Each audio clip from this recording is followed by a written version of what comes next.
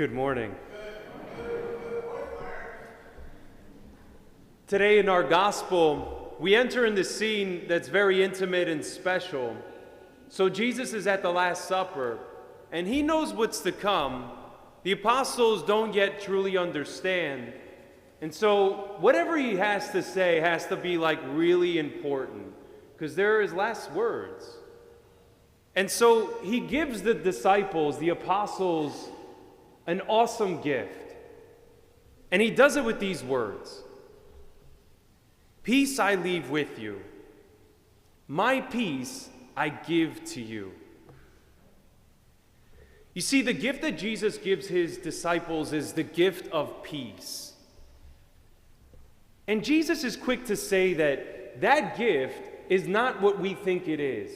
And it's certainly not what the world often describes it as. The world's peace can be understood as an absence of war, or maybe a cessation of hostilities. Others interpret peace gained by domination of peoples. As long as you're there and I'm here and I have power and control over you, then we're at peace. At the time of Jesus, actually just a generation after Jesus' generation, the city of Jerusalem, which was run by the Romans, is overcome by the Romans. And the Romans destroy the temple, and they almost destroy the entire city of Jerusalem. And after the conclusion of this campaign, the Romans would say that they've pacified Judea. So death, destruction, slaughter, fire, and the pillaging of Jerusalem and its temple meant for the Romans that finally peace was won. Friends, do you long for peace in your life? A mother with 5 children decided that their summer vacation should be spent, at least in part, planting a garden. And so she took her little brood of children to the nursery, where for the next 2 hours, they squabbled over who gets to push the cart, insisted on seeing every plant in the 5-acre greenhouse. They cried very hard when they were told that they couldn't pick the petunias. And if that weren't enough, they broke this huge clay pot. Home at last, she went to her very patient husband and complained, "All I wanted today was some peace and quiet and some beautiful flowers." "Sweetheart," said her husband, "I believe that's what they call a funeral." Isn't it true that in life, we all desire that peace? But it doesn't have to come with death. Our faith in Jesus Christ and his words today, they remind us that peace is something that we already possess in our hearts. That peace is a gift of faith that is given to us in our relationship with him. Peace is a gift that we've already received. But it's hard for us to understand because we don't see peace like Jesus sees peace. Friends, how many of us live with peace in our lives? And by peace, do we mean the absence of strife?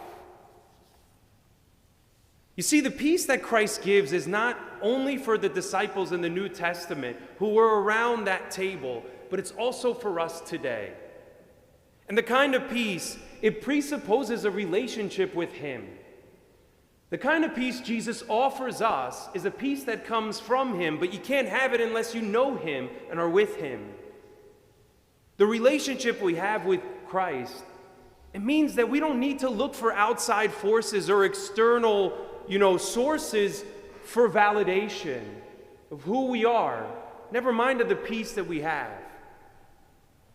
Friends, our worth and sense of self, and what keeps us from receiving that peace, is that our worth and sense of self is often measured by what we do, our job, or maybe our social status, where we fit in, a house, the children, the family, retirement plan, maybe how other people praise you and what they think of you. Maybe that's the source of peace. But instead, our peace and well-being, it comes from Christ himself. And that's a peace and security, friends, that nobody can take away. I'm often reminded when I think of this, of Jesus when he's with the apostles in the boat, and they're on the Sea of Galilee. And there's a storm that's raging, but Jesus is asleep in the boat. Why? That's the kind of peace that he has.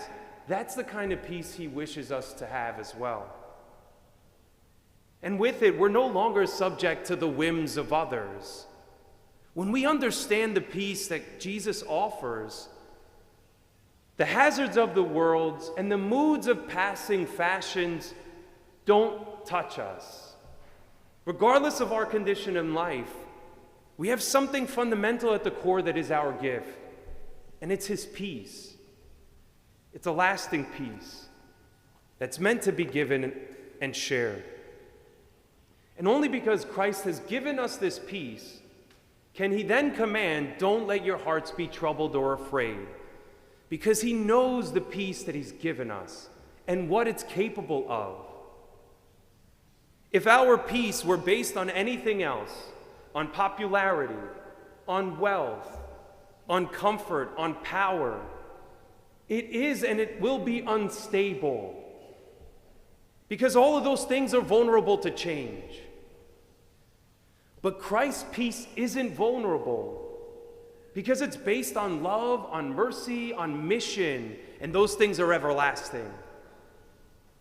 Friends, where do you find peace in your life? Tom had lost his wedding ring in the living room.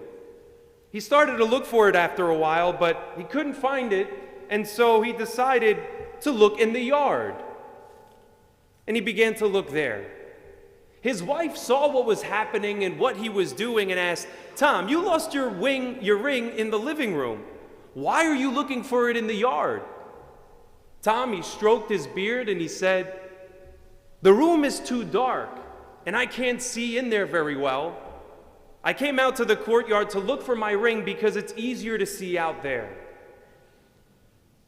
That makes no sense, because that's not where the ring is going to be found, no matter what you think. I'm reminded of John Lee's famous song, looking for love in all the wrong places. You know that song. Friends, isn't it true that we make the same mistake in looking for peace? We look for it in the wrong places. We make the mistake of looking for it where it isn't found. At least not for too long.